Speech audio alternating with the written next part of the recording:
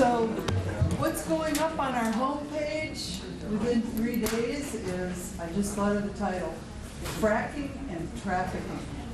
That's, it's got a music to it.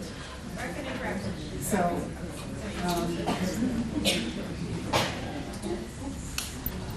is there someone who's really organized who would like to, this is a discussion, okay? Someone who's really organized who'd like to help me do an agenda. This session goes for how long, Diane? I don't know. Hour and a half? Hour and 15 or something like that. Hour and 15? Okay. I'd just like to kind of get organized, or I can go rattling on, and I don't want to do that. I want to really see what you want to do in here today. So, would you? Just taking notes, is that what you're talking about? Who wants to talk about what? Who wants to address what? Who wants to focus on what issues? Would it be useful for me to type it and have it appear on the screen? Like we can bring this back up. Well, maybe. There's no let's see. whiteboard. Yeah. Well, I just don't want to get too far from this website because I need to show. I want to show people how to navigate. I'll bring it back. Can you get me back on it, Teresa? Sure. Oh, thanks. Okay. Yes. Nobody else said anything. So sexual violence in our community and normalizing sexual violence Okay. or sexual abuse. I guess sexual abuse is a bigger term that would include prostitution. So Normalizing sexual abuse. Good one. And sensitizing. How do we sensitize, resensitize, or become more sensitive? Good one. What are your comments on Amnesty International? Okay, that'll be quick. What's important to you after spending a day at this conference? Yeah. I don't want to have this conversation 5 years from now, but I want to know how, once you get somebody into the program, it's keeping them on the right track. It's after math. Who's them? I mean, the survivor of Survivor, prostitution? the survivor of prostitution, but also going upstream, prevention. What does that look like? Okay, so keeping traffic survivors on track, what is prevention? Well, this ought to be food for conversation. This is really encouraging that there's actually a few men in the audience, because usually when I come to these things, they're absolutely full of women. So how we engage men in the conversation to be spokespeople about the realities of what prostitution is versus the myths, the pretty girl syndrome, and the boys will be boys scenario that's just expected. I posted a link from the article in the Missoulian yesterday on my Facebook page. This morning I checked 3 comments on there, and all 3 were like, what? It's here in Montana? But I had no idea. Prostitution is not trafficking, or, so I'm just like, oh, they sparked a nerve. That was in comments to the Missoulian? No, on my Facebook. On your Because I Facebook. posted it like, No. Oh, those are good comments. The bad ones are, shut up, you yeah, no, unprintable, you don't know what you're talking about. It You're was gonna that- get those too. Yes, oh yes, yeah. But that's okay. Yeah, that's okay. That means we've got them worried. We're getting it. If you go down this road for very long, what you'll find out is you're getting in between the pimps and their money and the Johns and their access. And they are very nasty about that at times, especially in the anonymity of the online world. So just kind of gird yourself for that. Well, let me just take a couple more. Okay. Her and then Pamela for sure. I guess I would like to maybe continue our conversation on how to address the demand and what can be done really on a local level, state level. So not just using laws or working with the legislator, but yeah, can the city council put something in place? Like what can we do in town? So policies and legislative options, and Yeah. what can be done now and maybe what needs to be done down the road. Okay, yes. And the surprising one to me was you mentioned there was a connection between environmental exploitation and trafficking.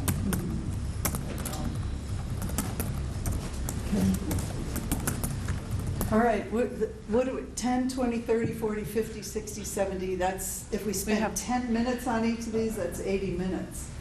And we have, what, an hour and 15 minutes, so, yeah. So, yes?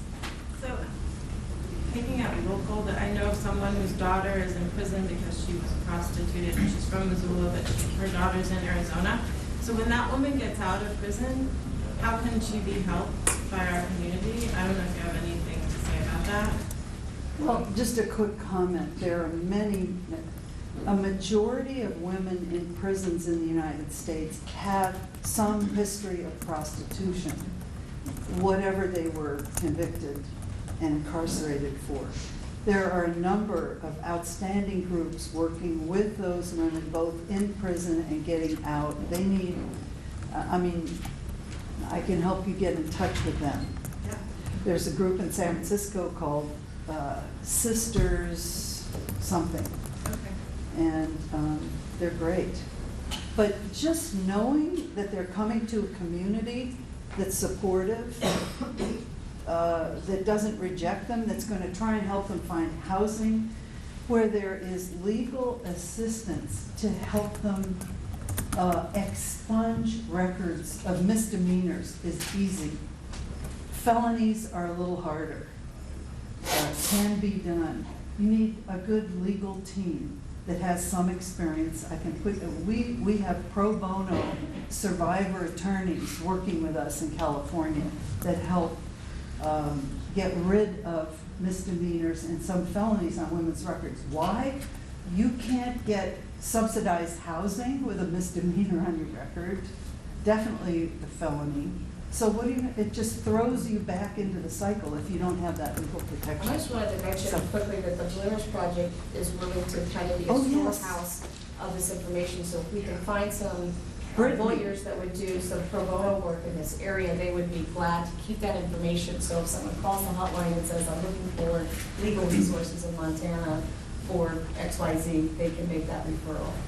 So we need You to be need really to organized screen the here. attorneys. Don't drop a woman on an attorney that's just out of law school Right. and doesn't know what they're doing. It's depressing to them. They feel, So you screen the attorney, make sure the attorney has talked to Brittany at Polaris, who seems to be the person who really knows about this in all the states, and then have Brittany in a consultative relationship with the local attorney, and then get the woman to that would be great. Well, should we just go through this? Unless somebody has a burning comment or something they want to say? And somebody want to keep time? I'm a bad timekeeper. Can I just make one more comment? Before we finish this session, just to pull this all together, could we schedule a follow-up meeting with people in this room, whoever wanted to? Just, if you were to bring it up, I would just propose like a Tuesday morning roundtable. And I would be more than happy to just be available someplace to continue this from what you. I would suggest somebody who is careful, ask people who want to sign up for an email list with their name printed, their email address printed, and then everybody in the room gets a copy of the email address, or you work with Diane, and the two of you. Piece of paper, maybe we can just put it up at the Start- front of the room. I'd and people pass can it around just or people pass it get around it. right now, right, perfect. Great idea. So should we talk to the first one? Problematizing. Oh, I threw that out. Teresa's an academic. She uses problematize. Okay. Learned a new word today. Dealing with. But, thank you so much. That's great. Anyone have let's see if we can, in this session, I think it would be encouraging and hopeful to people if people have really specific, concrete suggestions. Anybody know about this? How do we do this around violence against women 25 years ago? They asked for it. They asked for Well, yeah, I mean, if you were a better wife, you wouldn't be beaten. If you would just put out, you wouldn't be abused. I mean, it was your damn fault that happened to you. If you didn't put yourself there, it wouldn't have happened. there was victim blaming, and the work of the feminist movement was to shift the focus from the victim to the perpetrator, to the rapist, to the batterer, or in this case, to the Johns. I mean, I have, invite me back sometimes, folks. I have an hour and a half video, slide presentation on normalizing prostitution and sexual violence, teaching boys, 10 is old. They're already online. Okay, I'm going to be very blunt here. They're already online masturbating daily. This is how it is in the world at age 10 to online pornography. Who in the room is there anybody who has not surfed online pornography, who's dealing with sexual violence? You have? I have. No, I'm afraid of getting it on my computer. Yeah, I'm afraid they'll put some crap on the computer and then I'm going to get, no. It does happen, because if your teenage son looks it up, then it's just. They're going to get, your teenage son is surfing for surfboard videos, and he's going to get pop-up pornography. And then it's So weird. bottom line on this, in my view, is we have to teach children, especially boys, how to deconstruct pornography that's online. If you really want to stop sexual violence 20 years down the line, we have to teach them how to do that. That's very challenging. We've been trying to get it into school systems. I think we're going to have to start with private school systems, because there isn't many public school systems in the U.S. that will let us deal with what children are already looking at online and help them understand. Do you see this message? Do you see the smile on her face? Do you think she really feels that? Why do you think she's smiling as she's being spit on, ejaculated on? Do you think she really likes that? What would you do if you were in her position? How do you think she got there? So I have a teenage son, so what is the resource that I go to? Because you're leaving, and we only have I 4 more will- seconds. I will send you, I can't put it up on the website because of copyright stuff, but I will mail you a chapter on the sexualization of girls as an extreme form of prostitution, as an extreme form of the sexualization of girls. And it has resources for the age-appropriate resources for teaching children about what's out there in the media. It's out there. Media Watch has some really good resources. I can't think of the names of websites, but there's some really, really fabulous resources out there for teaching children about that, starting with, pre-middle school, middle school, and high school, and then college sometimes, both for children and parents. So that's the good news about that. Yes? I just have a question. We talked on this issue yesterday, just talked about, I don't know if it's called gateway careers or what the exact term was, but legally, what's the, because prostitution is illegal, to be paid to have sex in prostitution is illegal, but what's the breakdown to where a woman employed by the porn industry is being paid to have sex, but apparently since it's legal, the man is paid too? What's the legal status of pornography? Yeah. Well, I had a conversation yesterday and a guy said, hey, I'm a free speech kind of guy. That's the banner under which much pornography functions in the United States. The pornographers have employed teams of attorneys to frame it as speech. Now think of what they're calling speech. Images of gang rapes, images of women tortured. Pornography today is not Playboy in the 50s and 60s and 70s. It's extremely violent, extremely racist, extremely degrading. And men get desensitized from looking at it. Average amount of time men are looking at, college-age men are looking at pornography is a couple of hours a day. And you know what that's about. That's like, that's training, a man is teaching his own sexuality to be turned on to whatever he is watching in pornography. Quickly, the legal status is that it's defined as speech rather than a document or evidence of humiliation and abuse. But I mean, in terms of just the, are they not considered, I guess, what about prostitution makes it illegal in terms of the law? Is it There's dictate not, like sex? there's not a camera in the room. Okay. You put a camera in the room, it becomes speech. You take the camera out, it's prostitution. Women in prostitution call pornography pictures of prostitution. We did research in 9 countries with more than 800 people, and one of the questions we asked was, has pornography been taken of you in prostitution? And as a statistically, we were thrilled because about half of the whole sample had pornography made of them. Half did not. Now this is an extremely traumatized group of people. They have high rates of PTSD, and if you understand statistics, you know that you run into a ceiling effect.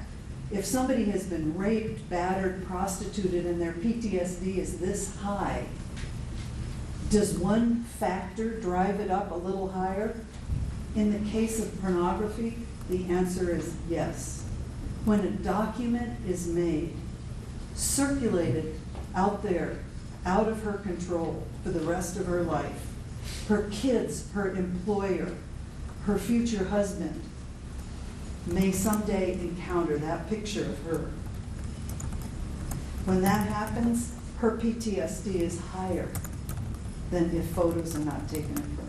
So let me not get into that. We're running out of time. What's our Okay. Anyone else have anything to say on this issue, or shall we move on? Well, can I just make one comment? I think it's important to comment when you see the normalization of sexual violence in the community happening. So for instance, the Women's and Gender Studies program here at U of M had to write a letter shaming President Engström, who I think has done other things that are good, for saying girls don't walk alone, watch what clothes you wear so that you don't bring rape upon yourself. So it's calling people out on instances where they're being stupid about this issue. Where there's victim blaming. Yes. Yeah. Keep the men, as gold in my ears, keep the men off the streets after 5 p.m. Not the women. If they're the problem. Just a joke. Just a joke. I was curious, what 9 countries did you survey? Let's jump to the website. Could Okay, we, sure, for a second? sure. I'm going to show you. Thanks for that question. Canada, Colombia, Mexico, Zambia, South Africa, Turkey, U.S., all over. So you see library up here.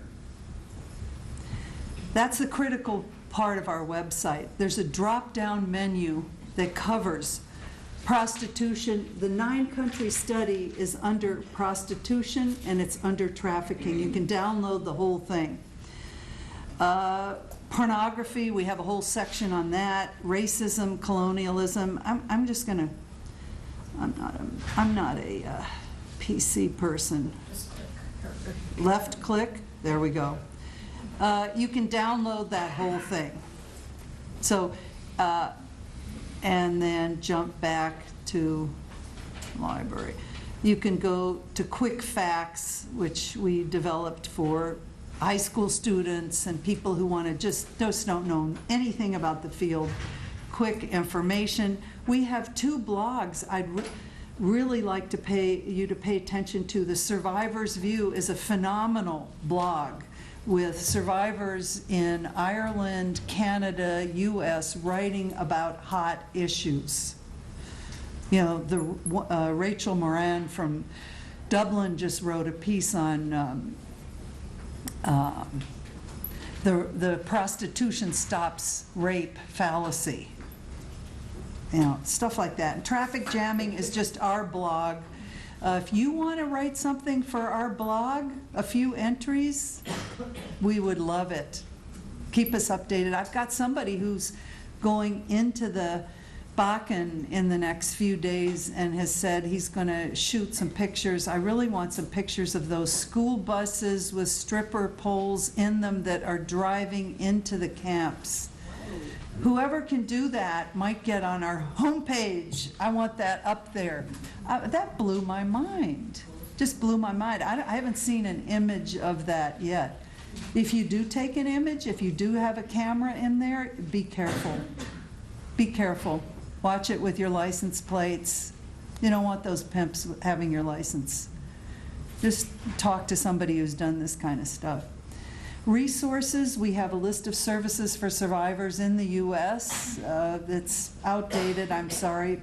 You want to dive into this field a little deeper, we have a list of maybe 20 or 30 books that we think are great.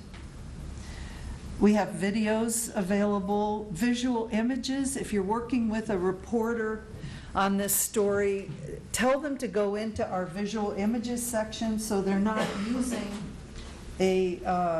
an exploitive image. You know, we do our work to present the facts, and then they run an image of a nude woman smoking a cigarette or somebody with 9-inch heels accompanying the story. So we're trying to get the media to stop using those kinds of horrific images.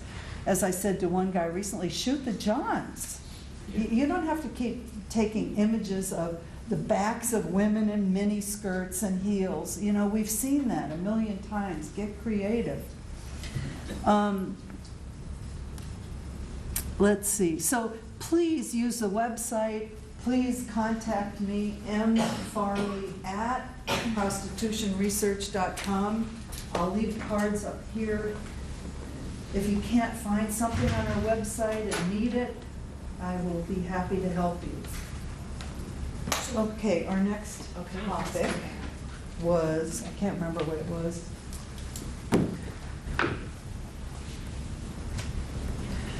How to resensitize people to sexual violence. Anyone have something to say about that? Have them talk to somebody who's been a victim, who's willing to speak up, tell them what their experience was.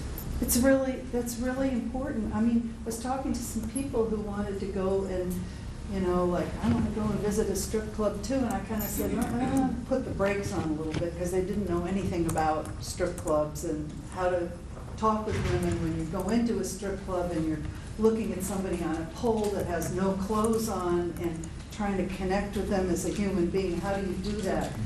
Well, after a few minutes conversation, it turned out, who was it? Somebody in the room told me, they had a colleague, a friend, who had worked in stripping, who could help educate them. This is a long way of saying, bring survivors into every conversation you have, every organization you form, have them at the forefront. Don't, in terms of policy making and direction, I'm not talking about having them in the forefront in telling their story in front of people every time. No, maybe they want to do that. Maybe they don't even want to be out as a survivor because it's too stressful sometimes to keep trotting that stuff out.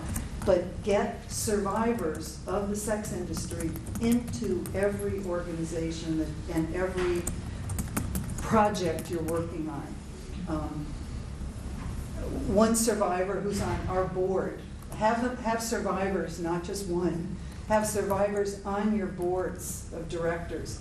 Autumn Burris has started a group, Survivors for Solutions, and she's written on our blog about the critical importance about having survivors in organizations. Okay, next is keeping survivors on track. Offer them high quality services. Long term. As far as I know, there's one agency in the US that provides long-term housing, breaking free in Minneapolis, started by a survivor. So housing is critical, education, really high quality psychotherapy and counseling, peer support from people who've been there and done that. Have you found that insurance companies will cover something like that? Because, I mean, oftentimes it's a money thing too. I mean, you can't ignore it. You know, this is something for donors to do. You know, people want to start up their own nonprofit, not start a fund for psychotherapy long-term. I'm talking 10 years here. 10 years of psychotherapy and counseling for survivors. Job training and tuition for survivors. I am so depressed about the insurance in the United States. I'm sure there are people who have more to say about that than I do. I think that's where we kind of drop off, you know, I mean, you can get help to a point, and then that long term, it's just. Well, there's a much long-term therapy. If you know, we developed in the era of HIV, the whole community in San Francisco came together, and there were cadres of volunteer therapists working with guys who were dying of AIDS. Hello, how about volunteers, not interns? You don't want interns working with this population of human beings. You have to have 10 years experience in the field of sexual violence, or as close to that as you can get, with very good supervision, working with survivors. There has to be a long-term commitment on the part of the therapist. None of this, I'm going to work with somebody for 6 or 8 months and then I'm moving. So you have to have dedicated therapists who maybe agree to have one pro bono client in their caseload. It can be done. Takes organization and stuff like that. Next item is, I want to hear from some of you. I think I'm talking too much. Prevention. Well, what do you think prevention looks like in Missoula? Awareness, I mean, that's such a big one, just awareness and acknowledging that it is in our communities. So many of our communities deny. There's never been an arrest, so obviously it's not happening here. The best people in the world to bring awareness are people who have been there and done that. If you have, and I would not have one person do it, I would have several survivors of trafficking in, it doesn't have to be in Missoula or even in Montana, but in the area. Bring in Vanita Carter or Joy Friedman, some of the folks from Minneapolis. Bring in people from Omaha and Lincoln. I can tell you, locally,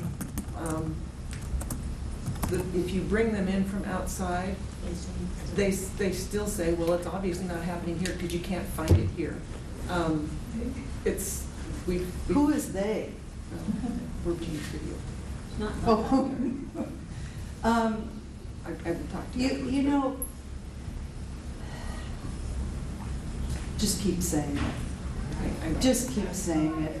The people keep saying it, keep talking to the press. When you have evidence, get a picture of 25 cars in the lot of X, Y, or Z location where you think a brothel is, a residential brothel is. It'll get through. It'll get through. I hear you. I've already heard that yesterday. But you know what? When you walk into I mean, I was amazed at how people, she walked into a strip club, oh my God. Just tell them you've been there. It seems to help. Go online. We don't have a strip club. I'm not from Missoula. We don't have a strip club. Okay. We don't have apartment complexes. We don't have, I mean. Well, what you have is online trafficking. Yes. But this is the thing about the internet. You get every rural, I would suggest, and I can help you with this, locate folks, and I have many colleagues in Minnesota that I worked with up there and continue to work with, who are experts in rural prostitution and trafficking. That's what we need. That's kind Yes. of what you need. Right. How does it happen in a small town? Yeah. Believe me, if there's enough business from online prostitution, there's gonna be a strip club.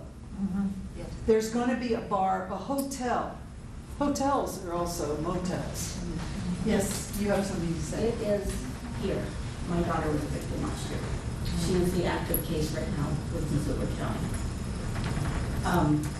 I work in the medical field. Believe me, my coworkers did not believe it was here. They don't realize that I-90 is a huge trafficking corridor. I was out of town for 2 weeks. That's the only reason I still have my daughter. Because this man wanted her out of the state within 2 weeks. And if we had not been on vacation, he would have had her out here. But I found out when I had an undercover detective standing in a packed waiting room full of patients calling me by name, letting me have my daughter in his car. And then he had met her at a hotel on solicitation. And then it turned out she was underage. And it opened up a whole new can of worms that the Missoula PD was not prepared to deal with. Are you in touch with some of these folks in this room? Yeah. That's why I'm here. Yes. I actually came across this conference by accident looking for the movie schedule for the UC Center. Well, thank you for coming. Thank you for sharing this information. There are many people like this. The reason he is in jail though was because I did not keep my mouth shut.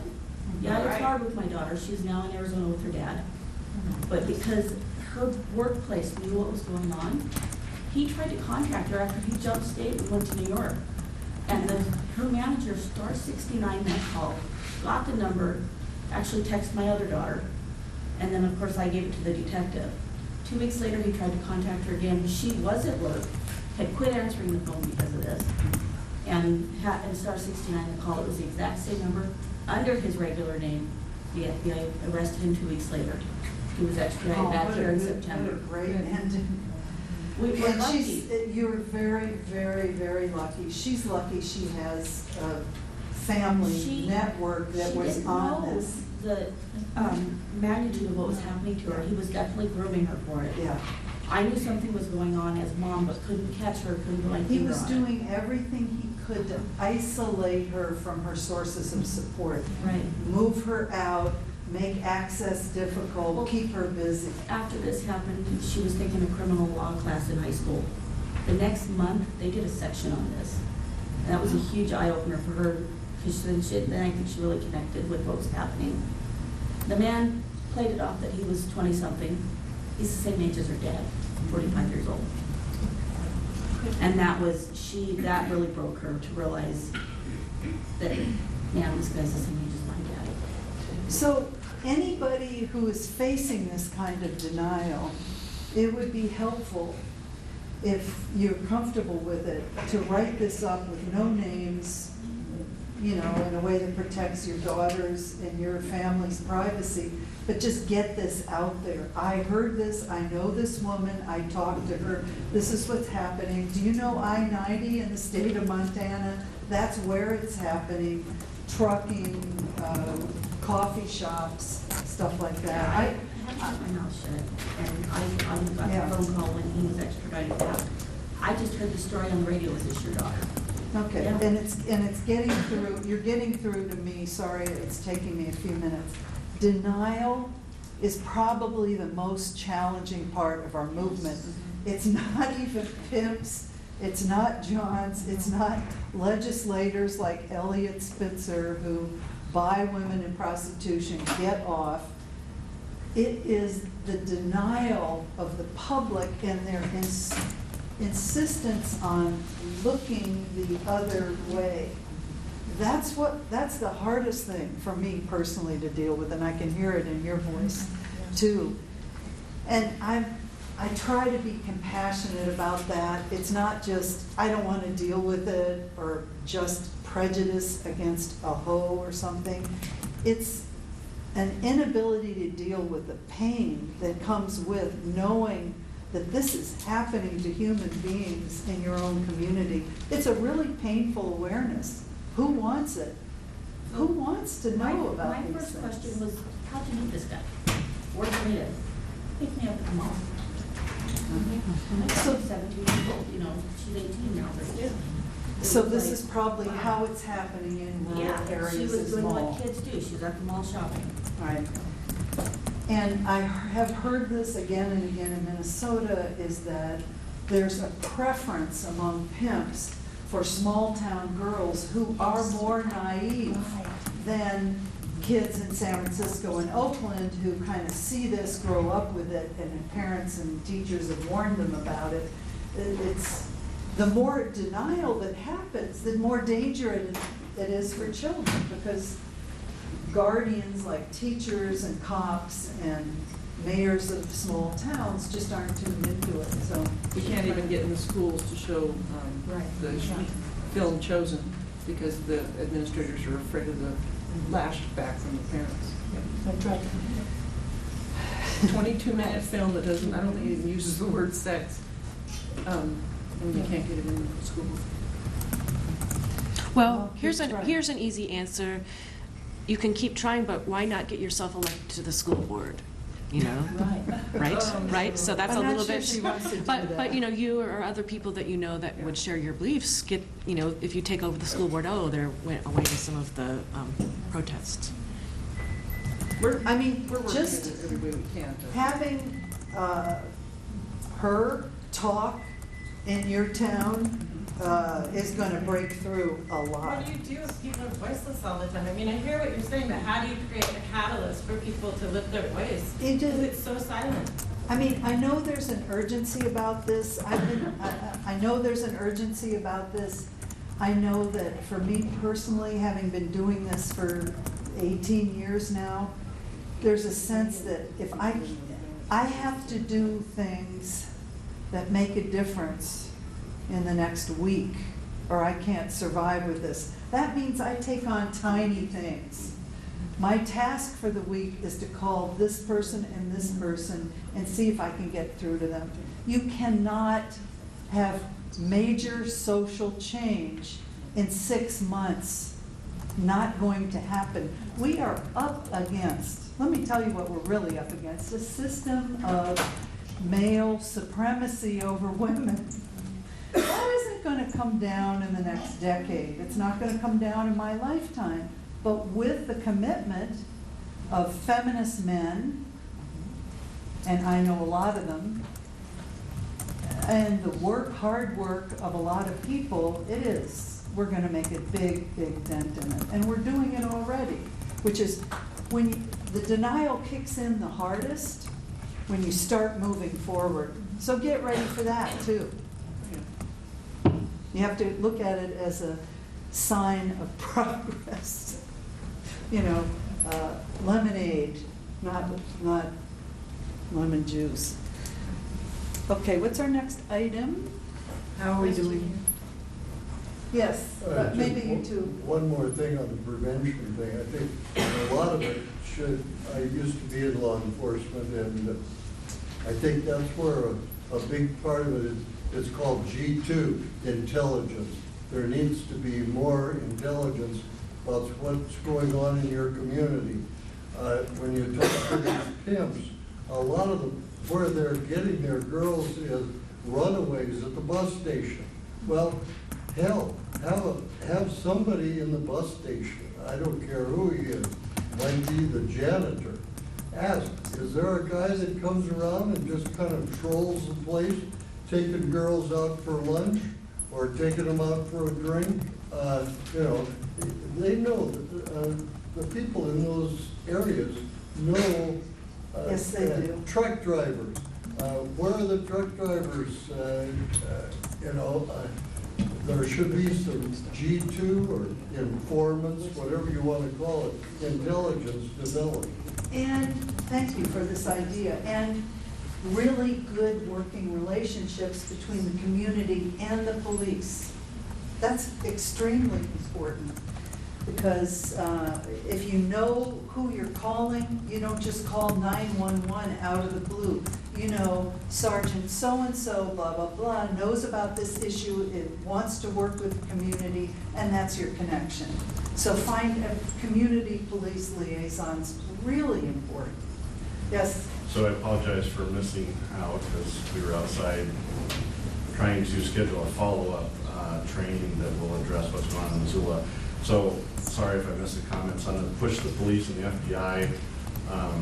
I'm on an FBI violent crime task force. We work human trafficking cases, worked several of them in Missoula, so there's no need that we need to be persuaded because we see this as an issue, and that was one of the reasons we were looking for a follow-up training that just involved what's going on in Missoula, because so many people are unaware of it, and perception, you know, is getting the word out. So I'm just letting you know that it is going on here, and you don't have to persuade us because we're on it, and we're going to.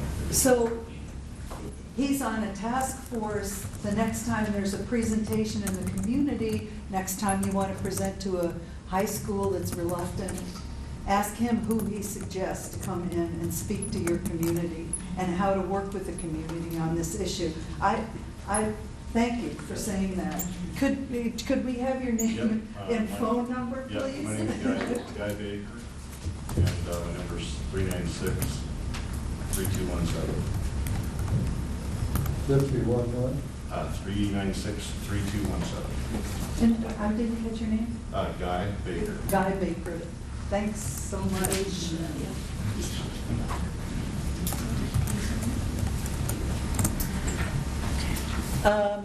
What is our next topic?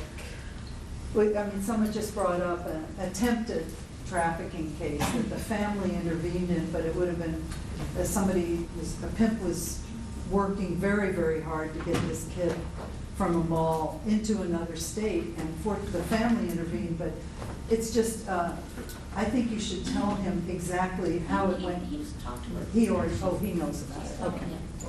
All right. I know the name. How to engage men in the conversation. Okay, you guys, how do we do that? You're here, they're already here. I mean, give them credit.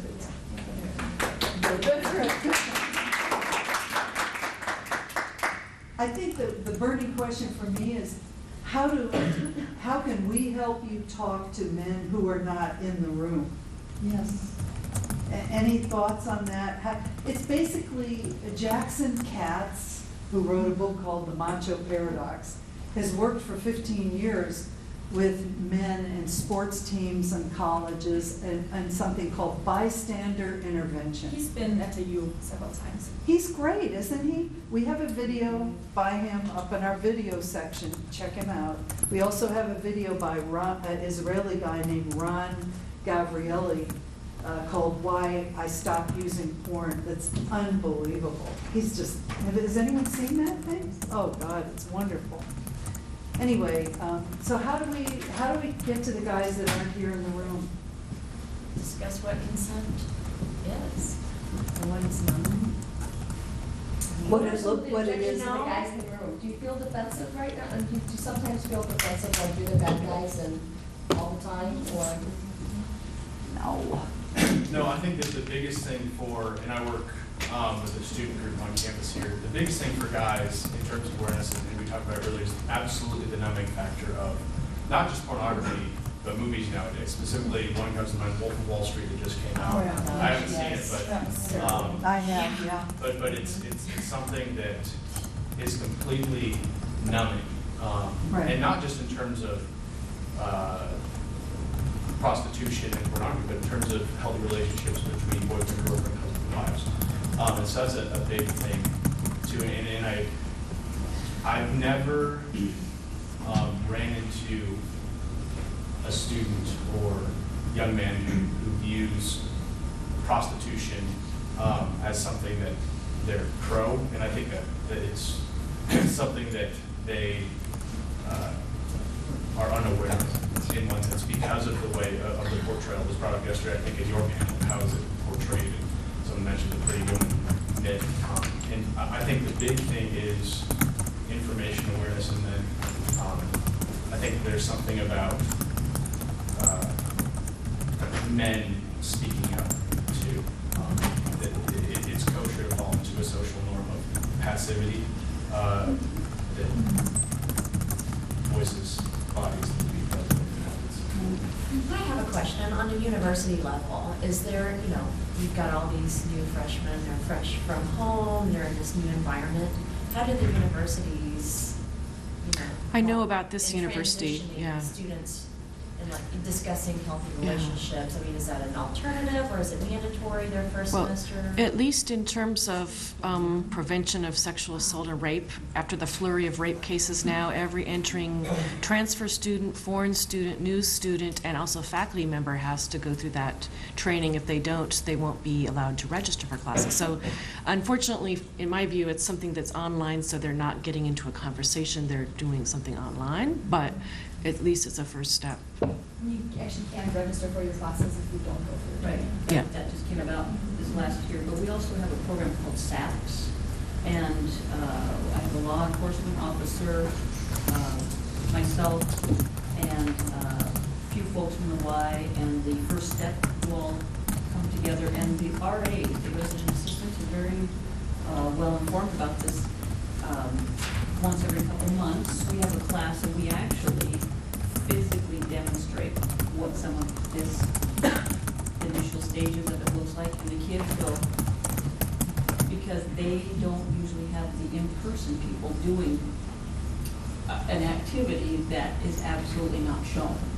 And so there is awareness, but the follow-up is what concerns me, because not all of it is the trafficking orientation. It's the awareness of the healthy relationship that you're talking about.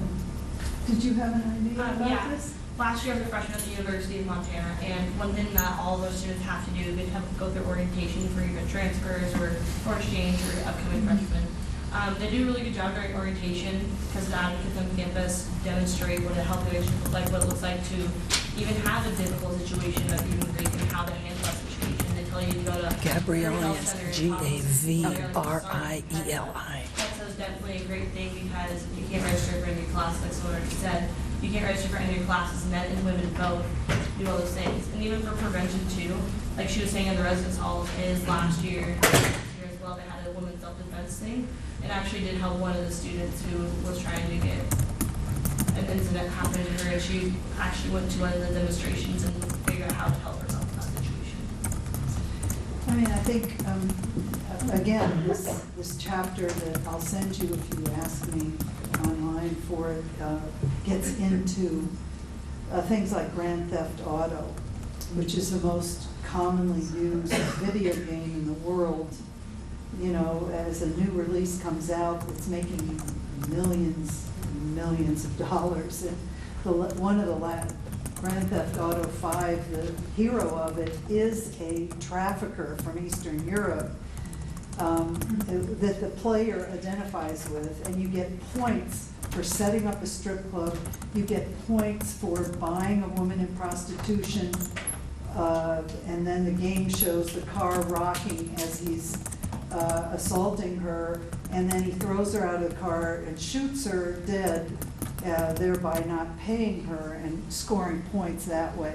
You really need to do your homework on what is online. I know I sound like a nag on this, but this is how young men are learning about sex and relationships, so check it out. What's our next topic? We're going to have to go back Melissa? up. Yeah. But it is, I mean, I think of the average, say, you're saying 10-year-old boy, hardly any 10-year-old boy is going to have the resources to withstand it with the prevalence and without vigilant parents. That's why some of the resources that are available for educating parents. Parents often don't have any clue about the fact that they may have a porn blocker program on their home thing, but the kid's getting it on the cell phone these days. house, you know, or the neighbors, and that's how they're learning this stuff. So it's possible to teach parents this stuff. There are, what I want you to know is And there so are. many of the 10-year-old boys don't have the active parents. Oh, And I so see. So Sorry. they, you know, that there's prevalence, they can find it everywhere. The Yeah. kind of shame and interest at the same time causes them to hide it, and they spend more and more hours, and they do that for decades. I mean, it's so destructive. I mean, that's why I liked Ron Gabrielli's video, because he talks about how pornography got into his head and was affecting his own sexuality and his relationship with a woman he was in love with. And I think men need to see the destructive effects of it on themselves. They don't need us to just go like this at them. You I know? loved your comment about how this all trains them to ejaculate prematurely, so they'll never be a good lover. We were talking yesterday, I actually said this to a guy. It's sick, but it's funny. Well, it's true. Yeah. I mean, it isn't sick. I mean, if men use women in prostitution, what they're learning is how to ejaculate prematurely. Do you know that? I mean, I think everybody should know that, because that's what women in prostitution want. They're not screaming, ooh, ooh, it's so big, it's so huge, it's so fabulous for nothing. They're screaming that so that he comes fast and is out of them, which is what they want, what you and I would want if we were in that position. So the training, and all of our sexuality is super trainable, the training is to ejaculate very fast, so then he goes home to his wife and it's like, huh, gee, that wasn't so much fun. Sorry to get graphic here, but this is what prostitution does. In addition to harming the woman who's being used as a receptacle, a masturbation receptacle, which is what it feels like to her. I think some of the issue though with the kids and porn is that you can't just completely block it. I mean, the genie's out of the bottle.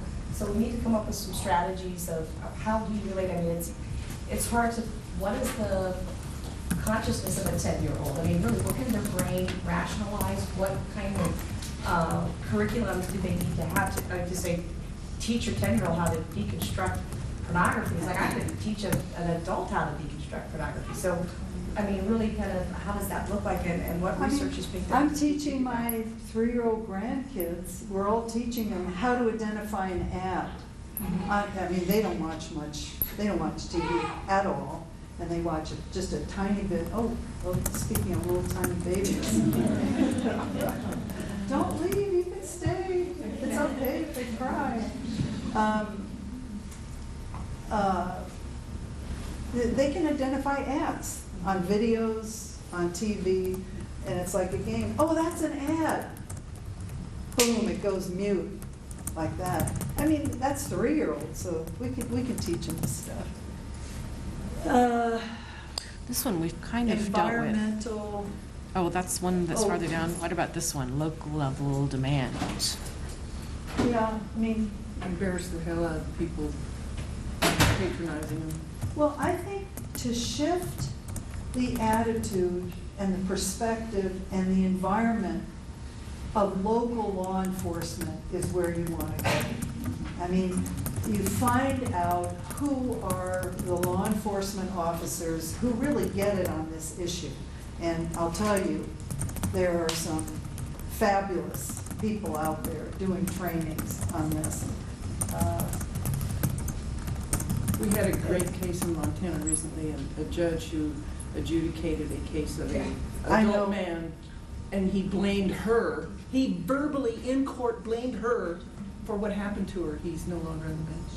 He isn't? I believe. on the bench. Oh, He still is. Oh my God, He's going to retire. Oh, he's retiring. Well, he needs to, But he there needs was a lot to of lose his screaming. pension, in my humble Yeah, opinion. absolutely. But there, you know, the atmosphere of law enforcement needs to change so that the less arrests we have of victims, the better. The more referrals of victims. The police officers in the Bay Area call about 10 of us with referrals. You need to get them calling you for referrals, where, you know, this, I'm trying to arrest this pimp. Can you send somebody out to talk to this woman? Where can she go, blah, blah, blah. Police officers who understand the dynamics of prostitution and trafficking are looking for resources. So do you think the Bay Area, they are, like, who's doing a good job? Like, what state is, you know, not Let me just just kind of say the one. response-wise, but also with having laws in Okay, place? let me just say one other thing about that. The flip side of it is the police need to be arresting sex buyers. And that's shifting in the US. 10 years ago, 90% of the arrests were of women in prostitution and 10% of Johns. It's now slowly changing, which is great. We're not at the Swedish law yet, where we're throwing felonies at them, but even a misdemeanor arrest is a big deal in any person's life. It really is. It can affect their wife can find out, their employer can find out. It's I a wanted sin. to ask Guy a question, Yeah. because I think what happens like in the Flathead is you don't see any reporting on it. I don't think there's any active investigation seeking this out. We don't have like a red light district. We don't really have any strip clubs that can be harassed. I'm sure law enforcement may know where this kind of activity is going on, but the general public doesn't think there's a problem whatsoever. They don't think there's probably a, you know, they just don't, and I don't know that the cops are really going after it unless it's stumbled upon through some other crime or somebody's really pushing something from some perspective. Nothing's really going to happen. If you look at what happened with Big Basin many years ago, I mean, that was. How should they start working with local law enforcement? Do you have any ideas? Yes. The citizens or the police? Because you know, Missoula's the big city. Were you talking Got that liberal citizens? arts college. Yeah, how can citizens work with police to? Similar to drug activity, I mean, if you see things that just don't seem right, I mean, there's indicators. You see older males with age inappropriate females. You have a motel room with too many people in it. You have an apartment, that's a 2-bedroom apartment, and you've got 6 females staying in there, for example. I mean, things just like drugs that you see that just don't seem right, I mean, you should call the police and let them know, because it's better if we check something out and it's not a criminal act, than if we miss something and then, you know, these girls are in this longer. One thing that just astounds me, and it's happened time and time again, in one case I'm thinking of, 2 girls from Missoula persuaded to go to another state by a pimp, contacted by police 4 days after they got down there. When they got there, they didn't want to do it. He said that they were going to be in the music industry and forced them into prostitution. And 4 days after they started this, the police in Utah came in contact with them, and neither one of them said, help, we're from Missoula, Montana, we're here against our will. The pimps then took them on to Arizona. They were stopped by the police on a traffic stop 11 days later, so they had 2 contacts with police in 2 weeks, and neither one of them told the police, help us. Well, So this bond with the pimps, and that pimp just met them once, it wasn't like an Well, the ongoing. pimps terrorize them. Yeah. They also tell them that police are going to throw them in jail and abuse them and stuff like that. So I was using that example of, from an outsider, seeing information and providing it is good, because this is not a law enforcement problem, it's a community problem. Okay, there's your line to start a task force. This is not a law enforcement problem exclusively, it's a community problem, which includes the community and law enforcement. I would suggest, just to get very nuts and bolts about it, you have a group that screens all calls going to the police, so you have a log of how much complaints are going to the police about this issue. This is suspicious activity, I'm worried about this, my daughter this, so that you know, and then in a couple months you can follow up with someone at the police force. Again, make a contact with somebody at the police force. Don't give up if you're treated dismissively at first. Keep going back and keep talking about it. You'll find somebody else. We have 10 minutes. Oh, can I make 2 quick comments here? One, the embarrass the patrons. You noticed last night I tried to get the what is he, the Attorney General Fox, to agree to punish the men and not just let them off with a training course and then expunge the record. And he was very political in saying, that's a great idea, but some of them need training. So maybe it should be a training plus a punishment. Yeah. But then I noticed in my old hometown in Colorado, they would print up names of people accused of sex crimes in the paper as a way of shaming them publicly, right? So it's not hidden. You don't have to look in some court record. It's in the paper. So, I mean, could there be a law that they have to be reported in local media? Possibly only if there's a conviction. Yeah, with convictions. Yes. I called you the last one to talk because I remember a number of years ago, people kept saying, there's a nude bar called Fred's at the Y. And I kept saying, why would YMCA have a nude bar? And then finally, the Y is actually where the work works out. It's just, I guess I'm not really, up to what is going on. But I have a sister, she and her family live in Warner Robins, Georgia. And, I'm not trying to cause Fred or anybody else any trouble, but in one of the local churches, some of the older ladies at that time on their hand, they would go and park across the street from this nude bar, and they would bring a binocular and write down the license plates of vehicles that would park in the parking lot there. And then they wouldn't do anything except they would publish these these license plate numbers in the newspaper, and it was a huge issue because, some of these folks, apparently their wives would say like, what were you doing there, so on and so forth. Yeah. And it would cause problems, but apparently they weren't doing anything illegal because it was in a public place, and all they were saying that these cars were seen parked at such and such a And the time. clubs are legal as long as there's not prostitution going down, but that's where the zoning issue comes in. I mean, that's been done in a number of communities. I would just say, again, don't be naive about this. If you get out there with a camera or binoculars, Fred is not going to like it, and Fred has some very nasty friends. So this is getting in the way of likely organized crime, and you need to know that. You don't park your car with your license plates there. You have a crowd, not just yourself and one other person. And if you want to do it, you need to know you're going to get some serious hostility from a lot of people. People have been assaulted. I mean, I just don't want people to be naive about this. Go ahead and do it, but know what you're dealing with. 5 minutes. How should we wrap this up? Is the sign-up sheet gone around the room? Is it finished? Some of us. Do you have any Okay. bullet points on a bucket? Does somebody want to walk it around? What's that? Bullet points on a bucket? I mean, just even in Billings, we've just had, even our ER is having to reevaluate. We have this open, friendly environment when you walk in. Our nursing staff were threatened, violently. By who? Well, it was a homicide case that came in, officer-involved shooting, but I mean, we're seeing so much more violent crimes. This is the stuff that I saw working in the medical community on the East Coast, and I'm seeing it here daily now, not just every 2 months. So it is being reported sporadically, an increase in crime, or especially an increase in crimes against women,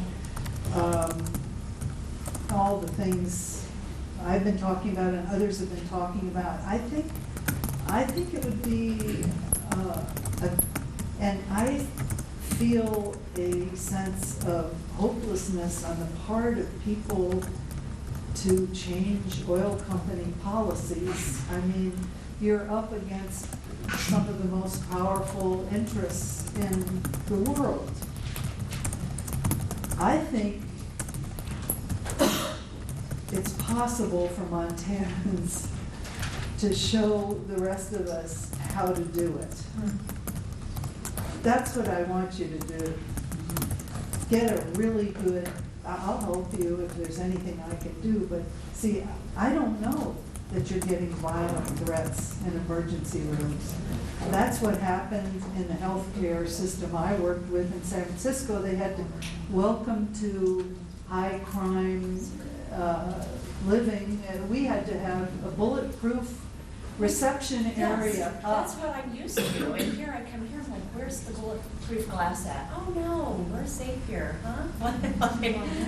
Yeah, So, and it's just not the case. I don't know, how much do you think you can change? I would like you to, don't give up. Don't give up on the environment, and don't give up on this whole situation with the business of sexual exploitation of women. Take my card if there's anything I can do to, but I just spent a few months surfing the web. There are people who are out there stunningly courageous. There's a woman on, am I saying it right, Fort Berthold, the reservation? She's some 80-year-old woman. She just gets out there all by herself in the face of huge construction equipment. And, I don't know how to do it. I don't know what seems right to everybody. What happens after this? Is there another meeting or something? One more session? I think there's a 15-minute break, and then there's another We're gonna session. wrap up. Matthew is sending me signs. Does anyone have, so does someone want to work with her on some kind of a presentation on this issue? He'll work with you? That was kind of one reason I missed the first part of your thing. We were talking, follow-up probably here within the next month. We're going to have another half or one-day training that's all local regarding human trafficking. So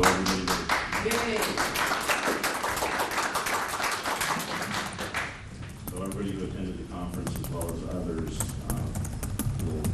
will be encouraged to attend. I tried to get, in January, sent letters out to every motel in Missoula, hoping to get a room full of motel employees since they're right there on the front line seeing this, and 2 people showed up. So it's disheartening. Those two people that showed up, we need to give them business. Yeah. No, you got to think economically. This is about money, money, money. Send business to those 2 motels who are interested in stopping human trafficking. You know, they've changed the policies of huge hotel chains like Hilton and Red Roof Inn and stuff like this by putting economic pressure on them. Don't go to this hotel, go to this one.